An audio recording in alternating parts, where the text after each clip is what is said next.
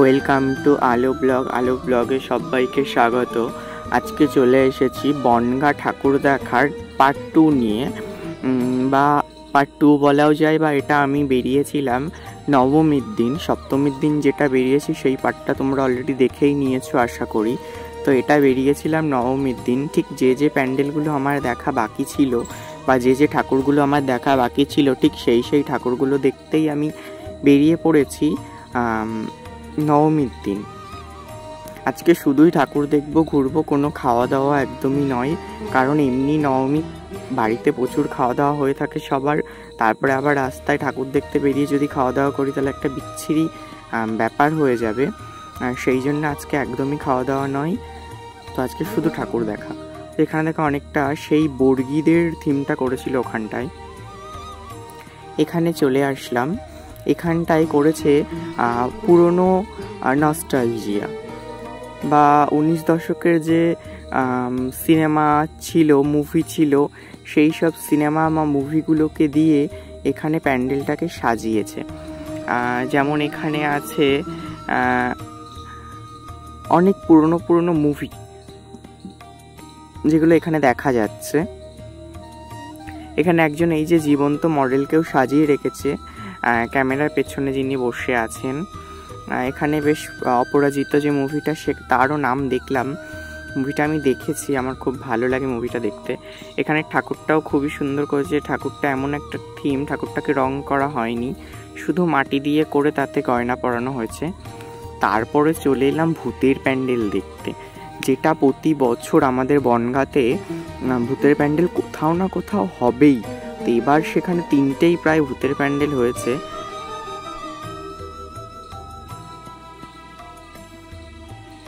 তো ভূতের প্যান্ডেলের ভেতরে ঢুকছি, দেখো পুরো লাইট, পুরো গা ছমছমে অন্ধকার। এখানে ক্যামেরাটা অতটা ভালো কাজ করছে না, মানে দেখা যাচ্ছে না। সামনে আমার একটা ফ্রেন্ডও ভিডিও করছে। এখানে দেখো দূরে দেখো ভূত পেতনিরা নাচ করছে কেমনভাবে। অ্যাকচুয়ালি মানুষ মডেলগুলোকে এরকম মডেল সেজে নাচ করছে। এবার অনেক মেয়েরা আছে যেগুলো দেখে প্রচণ্ড পরিমাণে ভয় পাচ্ছে, সেই সাথে বাচ্চারাও প্রচণ্ড পরিমাণে ভয় পাচ্ছে।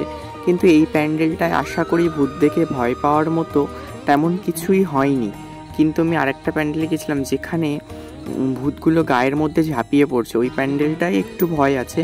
কিন্তু এই প্যান্ডেলে ভয় পাওয়ার মতো তেমন কিছু আমার চোখে পড়েনি। এবার যারা গেছে বাদবাকিটা সম্পূর্ণ তাদের বিচার, আমি সেটা সঠিক বলতে পারবো না, কারণ আমার ভয় করেনি। তারপরে চলে এলাম আরেকটি প্যান্ডেলে।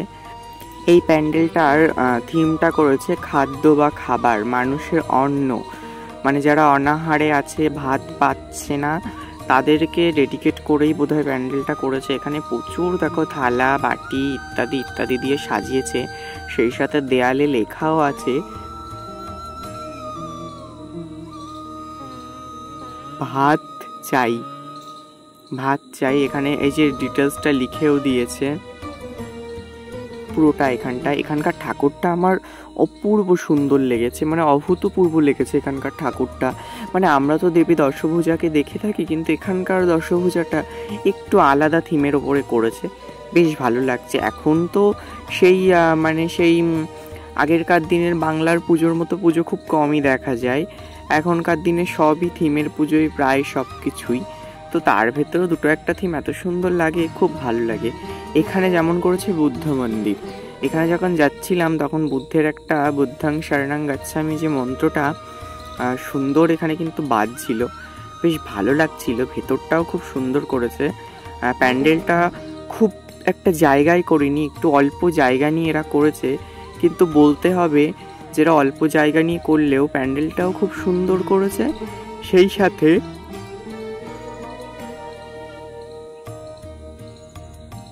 এদের ঠাকুরটাও বেশ সুন্দর করেছে, ঠাকুরটাও খারাপ করেনি, ঠাকুরটাও বেশ অন্য ধরনেরই করেছে। এখন সব প্যান্ডেলেই বেশিরভাগ ঠাকুরটা অন্য ধরনের করলেও একটা ছোট্ট মতো ঠাকুর রাখে পুজোর জন্যে। এখানেও তার ব্যতিক্রম নয়, ঠাকুরটা একটু অন্যরকম করলেও একটি ছোট্ট মতো ঠাকুর রেখেছে পুজোর জন্য নিচে, সেটা দেখলাম ঘটের পেছনে আছে। তারপর চলে এলাম এই প্যান্ডেলটা। এখানকার ঠাকুরটা আমার বেশ ভালো লেগেছে, কিন্তু এই প্যান্ডেলটা খুবই সিম্পল করেছিল। এটা দেখার মতো কিছু নেই, এটা পাড়ার পুজো। তারপরে চলে এলাম এই প্যান্ডেলটাই, এটাও বেশ সুন্দর করেছে। এখানকার ঠাকুরগুলো আমার খুবই ভালো লাগলো, বেশ একটা আলাদা ধরনের বা আলাদা রকমের করেছে, বেশ ভালোই লাগছে দেখতে। আর ঠাকুরমশাই এখানে আরতি করছিলেন, একটু দাঁড়িয়ে আরতিটা দর্শন করলাম। এখানে আরতিটা দর্শন করে এখান থেকে ধীরে ধীরে বেরোবো। তার আগে তোমাদেরকে একটা জিনিস দেখাই, ওপরটা দেখো, মানে প্যান্ডেলের যে বাঁশগুলো সেগুলো আর কাপড় দিয়ে ঢাকেনি, সেখান থেকেই লাইটিংগুলো সেট করে দিয়েছে, কিন্তু যাই বলো অভূতপূর্ব লাগছে। তো তারপর চলে এলাম আরও একটি ভূতের প্যান্ডেলে। আজকে শুধুই ভূতের প্যান্ডেল দেখাবো তোমাদেরকে, কিছু মনে করো না, কারণ আজকের পার্টে সবই ভূতের প্যান্ডেলগুলোই ছিল। তো আজকে চলুন আরেকটি ভূতের প্যান্ডেলে। এখানকার ভূতের প্যান্ডেলটা একটু আলাদা, এখানেও ভয় পাওয়ার মতো তেমন কিছু হয়নি, ভয় পাওয়ার মতো একটা আলাদা আছে, সেটা বোধ হয় যদি আমি এখানে অ্যাড করে থাকি তোমাদেরকে আমি দেখাচ্ছি। তো দেখো এখানে ভয় পাওয়ার মতো কিছু নেই, যে ভূতগুলো যে যার মতো দাঁড়িয়ে আছে।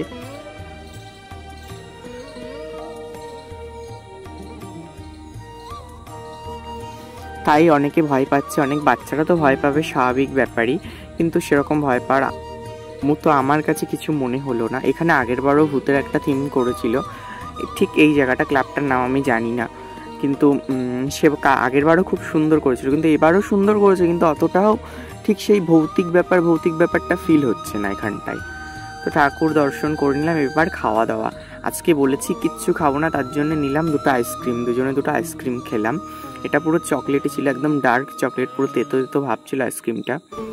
তারপরে চলে এলাম এই যে বনগাঁ বারোপল্লী লোকনাথ মন্দিরের পাশে যে প্যান্ডেলটা, সেই প্যান্ডেলটায়। এখানে বেশ লাইন পড়েছে, আমি কিন্তু লাইন দিয়েই দাঁড়িয়ে আছি, লাইন দিয়েই তোমাদেরকে দেখানোর চেষ্টা করছি। ভেতরে প্রচুর লাইন, দাঁড়াতে দিচ্ছে না, সেই জন্য ঠাকুরের ছবিগুলো বা ভিডিও আর করা হয়নি, শুধু প্যান্ডেলটাই তোমাদেরকে আমি দেখাচ্ছি। ঠাকুরটা এখান থেকে একটু দেখে নাও, সুন্দরই করেছে বেশ। এবার চলে এলাম বারোপল্লী থেকেই সোজা আরও একটু এগিয়ে, ওখানেও একটা সুন্দর প্যান্ডেল হয়, এটা মনে হয় বারোপল্লীর প্যান্ডেল যেটাকে বলা হয়। এখানেও কিন্তু বেশ একটা পুরনো দিনের কুলো, তারপরে বাঁশের থালা টাইপের, এগুলো দিয়েই প্যান্ডেলটাকে কিন্তু সাজিয়েছে, বেশ সুন্দর লাগছিল। তোমাদেরকে একটু দেখাচ্ছি, দেখো পুরো প্যান্ডেলটা পুরো সিম্পলের মধ্যে, কিন্তু বেশ ভালোই করেছে এরা। সিম্পল থাকলেও জিনিসটাকে বোঝা যাচ্ছে যে না, একটা পুরোনো দিনের ব্যাপার আছে। তাহলে এবার চলো লাইটিং দেখতে দেখতে এগিয়ে যাই আরও সামনের দিকে।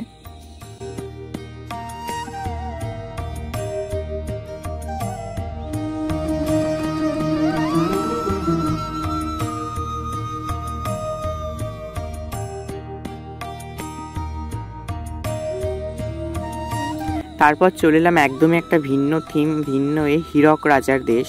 হীরক রাজার দেশ এই থিমটি বেশ সুন্দর করেছে, কিন্তু তোমাদেরকে একটুখানি আমি দেখানোর চেষ্টা করছি। তোমরা দেখো এখানে মাটির পুতুল দিয়ে বোঝানো হয়েছে হীরক রাজার দেশের যে এগুলো ছিল,